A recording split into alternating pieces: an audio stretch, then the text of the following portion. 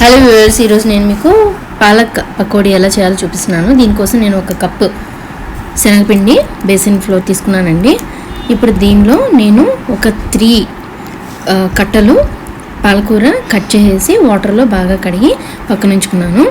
ఇప్పుడు మనం ఏదైతే తీసుకున్నామో బేసిన్ పౌడర్, దానిలో ఈ పాలక్ వాష్ చేసుకున్న పాలక్ వేసేస్తున్నాను అనమాట. మొత్తం అంతా నీట్గా వాష్ చేసి పక్కన ఉంచుకొని దీనిలో వేయండి.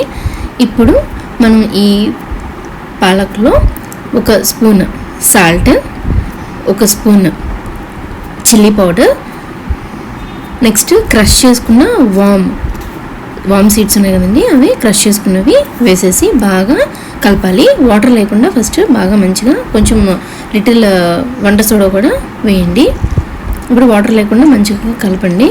అంతా కలిపేసేసి వాటర్ కొంచెం కూడా వేయద్దండి. ఇప్పుడు ఇదంతా బాగా ఆ పాలక్కి మంచిగా పట్టేలాగా కలుపుకోవాలి. ఇదిగోండి ఇప్పుడు నేను చూపిస్తున్నాను చూడండి. బాగా పాలక్ని బాగా క్రష్ చేస్తూ కలపండి.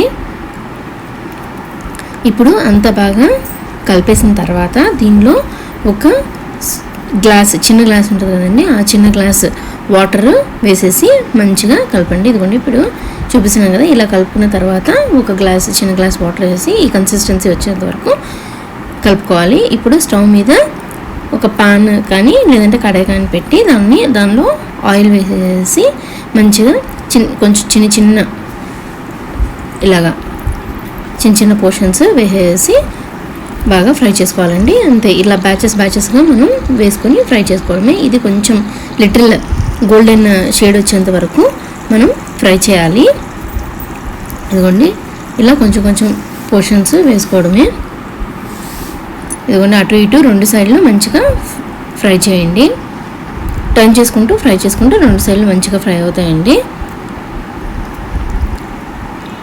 ఇలా 2 సైడ్స్ మంచిగా ఫ్రై చేసుకున్నాక మనకి ఒక గోల్డెన్ బ్రౌన్ కలర్ వస్తుందండి. ఇదిగోండి ఇప్పుడు నేను చూపిస్తున్నాను చూసారా, ఈ గోల్డెన్ బ్రౌన్ షేడ్ వచ్చాక తీసేసి మనం పక్కన ఉంచుకోవాలండి. అంతే, ఎంతో టేస్టీగా ఉంటుంది పాలక్ పకోడీ. మీరు కూడా ట్రై చేయండి. Please subscribe to our channel. And మీకు నచ్చితే లైక్ చేయండి, షేర్ చేయండి, కామెంట్ చేయండి. Thank you.